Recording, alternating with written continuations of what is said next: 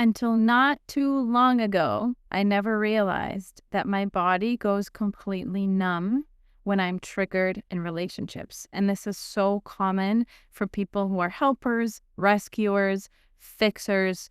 We don't feel ourselves. We lose touch with ourselves. And what we feel is completely the other person. We merge with them emotionally.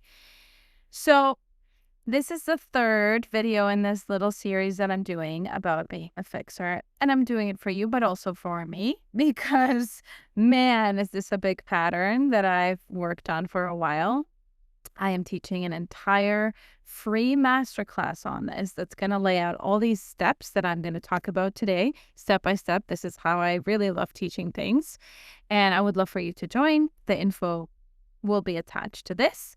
And let's dive into the steps we need to take to really start shifting the way we show up. Now, just to say one thing, why do we want to stop doing this? You might be asking yourself, why? I mean, it's comfortable. I've done it for a long time. Because you keep attracting people who are potentially wonderful for you. And you never get to really see who they can be. Maybe you do years later, but the person that's in front of you right now is pure potential. You're not really seeing what you want, and you're not really getting what you want in friendships, in partnerships, and you deserve it, right? I mean, we don't want to be with potential. We don't want to be with people who are a mess that we need to fix. And we want to experience being fully seen and fully met. And what is a better feeling than that? So let's talk about this. Let's dive in. The first thing is noticing this pattern. And honestly, it's really challenging because of what I said at the very beginning. There is a tendency in your body to probably numb out, right? So you might not really notice that you're doing this.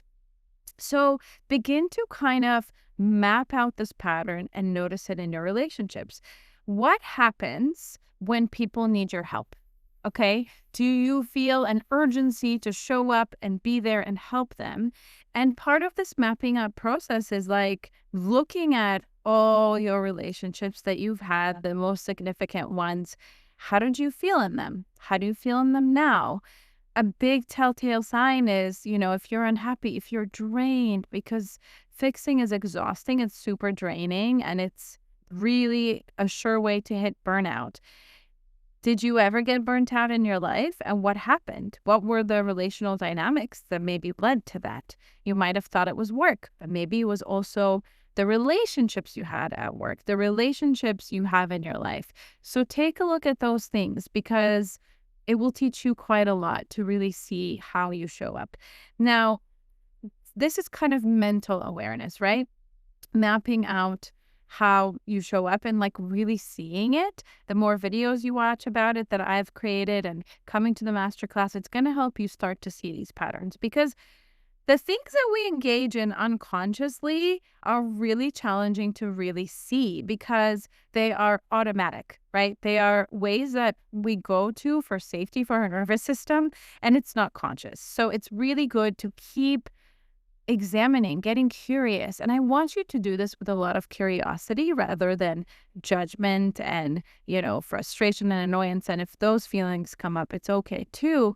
But the idea is to get very curious, because you're going to find out so much about yourself. And as part of this, the next thing is somatic awareness. So one of the greatest things that I have noticed about myself is this shutting down of my body and really going into my head in many of my relationships. Part of it was looping, this mental loop of like, are they the problem? Am I the problem? Are they the problem? Am I the problem? If only they did this and this and this, everything would be okay and I can help them get there. But the thing is that I couldn't feel my body. It was like a loop in my head and my body was really shut off and turned off. And so in the moment when I want to help, I feel a compulsion. I feel my heart is getting faster, tingling in my hands. Like it's a threat response. So I want you to notice all of that sequence. What is happening in your body when someone needs help, or when you perceive that someone needs help because maybe they don't. The next thing is to tend to your fixer part. Now, you might think, because this is popular psychology and it's very annoying to me, that you just need to stop doing it. You just, next time someone seems to be like they need help, you just don't help them. No big deal. No, this is a nervous system response. So what we need to do is to create a relationship with the fixer part. What the heck does this mean? This fixing behavior is a part of you, right? It's not all of you. So one of my favorite sentences, this comes from the modality of inner relationship focusing, which is a parts work modality. And I have actually had the founder on my podcast. I think the episode is coming soon. And so one of my favorite sentences is something in me wants to fix, something in me wants to help, something in me wants to rescue. Okay. Now, this part of you, you might feel a lot of shame about it because it's kind of like desperado, right? You might feel just like disgusted by it. But what would happen if you got very curious about it? Because here's the thing. This is a very young part. It's a part that didn't feel safe until it learned to fix and rescue and help at a very young age. So if you start to see it that way, if you start to see it, let's say as a 5-year-old, just as an example, it might be 7 for you, it might be 2, who knows? And when you sit with this part inside of your body, it's going to tell you. We're going to do more of this, much more in the masterclass. When you sit with this part of you and you really tune into it, you'll see that it's like a little child that's like reaching and begging for something, right? And so the more you sit with it and get to know it and really ask, how are you feeling? What do you need? What's going on for you? What's your experience? What are you afraid of? What do you desire? And how are you trying to help me? These questions with compassion are basically going to form a relationship between you and this child inside of you.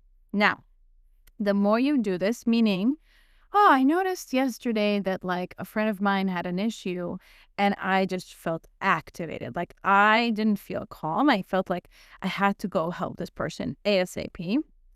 Then you pause and you say, something in me is becoming activated in this way, right? Is wanting to fix. So I'm going to sit with it and I'm going to listen. And here's what's going to start to change over time. And it's not perfect, right? I still practice this all the time, but this is the heart of the practice. What's going to start changing is this part of you, instead of going out, like reaching, yearning, right? Out is going to go to you. So this part is going to learn, oh, actually, this person can help me inside. I don't have to go out and fix. I can come in. And so the next thing is building this trust over time. Now, trust is not built in a day, right? And then, and I've mentioned this in another video, there's a really beautiful developmental psychology model that's widely accepted, which is how children build trust with their caregivers, which is reaching out by probably crying and screaming for a need, having that need met, feeling soothed, and then the trust is created. But this needs to happen again and again and again. So you need to keep practicing this by attuning to this part of you, by asking it, what is its need? Is it connection? Is it love? Is it to be seen? Is it a boundary, right? What is it? And to meet that need. Okay. I'm looking at my notes here. The next big thing is over time, and again, this is maybe doesn't happen in one moment, but you're going to build this new vision of what connection actually means. It's not going to mean working so hard all the time. It's not going to mean fixing. It's going to mean something new. And part of this that is really freaking hard, trust me, I don't know if you've gone through it already, but I can tell you that I have, is the void. Because when we change patterns, when something is no longer working that has worked our entire lives, like our entire system is wired to feel safe through this, there's emptiness, there is a void, there's confusion, there's questions, there's like, who am I? How do I build relationships? How does this life work? Like, oh my goodness, there are so many questions. So part of it is accepting that, like, this isn't bad. I'm gonna allow this. I'm gonna allow these this questioning, this void, this confusion, this emptiness. It's normal. I definitely have had it. And at first, of course, I resisted it. And then I was like, I can relax into that because I've had so many experiences of a void turning into beautiful transformation. And that's usually how it works if we allow it. So, really sitting with like, what do I want in a connection? Like, how do I want connection to feel and look like and be? Do I want to feel like I can just be? Like, I don't have to work so hard. I can just be, and I can be loved for that. Like, I don't have to overgive, overdo, have no boundaries, right? That's a really good question to sit with. And I think it will unravel over time as our systems are learning this new way of being. The next thing is really asking yourself, which need am I trying to meet through fixing, right? So it's getting in touch with your needs and it's getting in touch with your feelings, because you also need to ask, what feelings am I trying to escape when I'm fixing?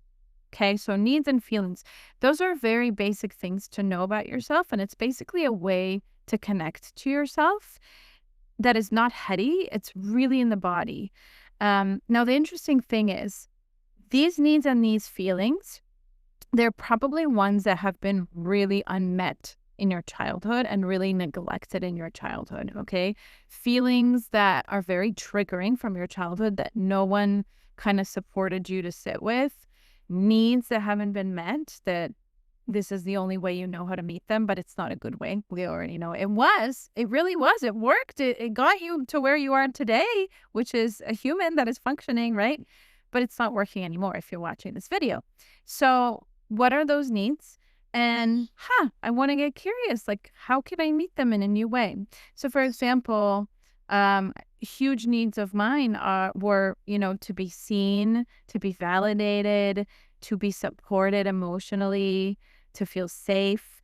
And I felt like this is the only way I could do it.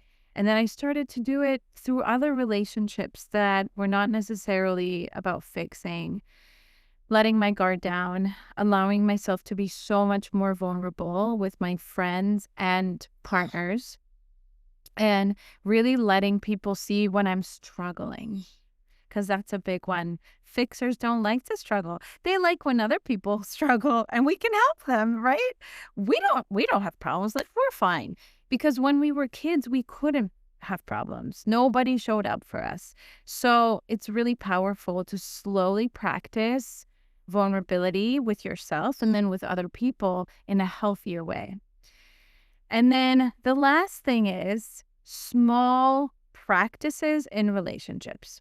And these really center around what I already mentioned, which is receiving and vulnerability. I'm going to give you a really silly example that's going to seem silly, but it's not. It's really not. The other day, it was raining really hard. I was with my friends and I forgot my water bottle in the car. And I really didn't want to go out in the rain. I was like so cold, even though I'm in Costa Rica. I was really cold. And so I said out loud, like, oh, I really don't want to go get my water bottle. And in the back of my head, I actually thought, maybe this is an opportunity for me to receive. And so my friend Lindsay was like, I'll get it. It's not a big deal. And I was like, are you sure it's raining, right? But I actually allowed myself to receive it. Like, I felt it in my body. I didn't feel like there's resistance or numbness that I usually feel because it was kind of small-ish for me in that moment. And so I want you to choose things that are not too overwhelming for you. And receiving can be a lot for those of us that didn't receive. So there's a lot of grief that comes with it, or that only received pain, right? So how can you receive in very small ways, but really practice it? Practice allowing something to come. And it could be a kiss from your pet, right? But like really feeling it and taking it in. And vulnerability. That's the other thing. It's so funny because I started practicing vulnerability with my therapist, which makes sense. But it was really during COVID when I had less defenses, when I had COVID and I just broke down crying. And then I was like, oh, that wasn't bad. I'm still alive. I could keep doing this. And I've gotten so much better at this. But again, with vulnerability, that can feel terrifying. So what I want to encourage you to do is, again, do this in tiny, tiny amounts. It could even be a little heady where you tell a friend like, hey, I really want to be vulnerable with you and I'm scared, you know? And then you could talk about it and see what happens. So small ways, because if you go too much, if you force yourself too much, you're going to freeze. You're going to shut down because it's going to be too much for your system. So we always want to start with small steps and expand it. And that's exactly what I've been doing. That feels so good, to the point where I have broken down in front of several of my best friends. And that felt so good, like to be held in that and feel like, oh, I don't have to have everything together and be overly responsible and just like wear this mask, and it feels amazing. So I've got 3 practices for you to end this video, and I want to remind you before I share them to please join the free masterclass. If this is helpful to you, that masterclass is going to blow you away. So definitely join that, and I'm going to add the link, of course. So the first thing is, when you're triggered in relationships, one of your automatic nervous system responses is fix, right? So what I want you to do is to notice yourself getting triggered and commit to this practice in an interaction. You don't have to do it right in front of the person. You can do it later and sit with it if it's too much to do it in front of the person. And then notice your body. Notice your feelings and needs. Sit with it. Sometimes it could take days. I know it has worked that way for me, where I couldn't tell in the moment because I got so used to numbing those things out. But start practicing that. The second thing, figure out what uncomfortable feelings are you avoiding by fixing. Now, what can really, really help is to think of a few examples where you actually were fixing, and to pretend that you can't. Like, there's literally tape on your face and you can't fix. And instead, you're just sitting there and feeling. And the first thing that comes up for me is helpless, out of control, disappointed. That was a big one. So for you, it might be something else. But take specific examples and sit with them and notice, if I'm not allowed to fix, what happens? What do I feel? And practice expanding your tolerance of feeling those things, because really that's what you're doing by fixing. You are preventing yourself from feeling those emotions, right? So the more comfortable we can get with those emotions, the less we're going to need to fix. The last thing is what I mentioned around needing the fixer part. And we're going to do an entire practice in the free masterclass that is actually going to guide you through that, a somatic parts work practice that's very, very powerful. So if you need guidance on that, please come on over. Thank you so much for joining me on this. I know it's a lot. It's a big one, and you're not alone in this. I'm here to support you. We're here to move through it together and to let go of this addiction and find a new path to connection. I can't wait to see you in the masterclass, and I love you so much.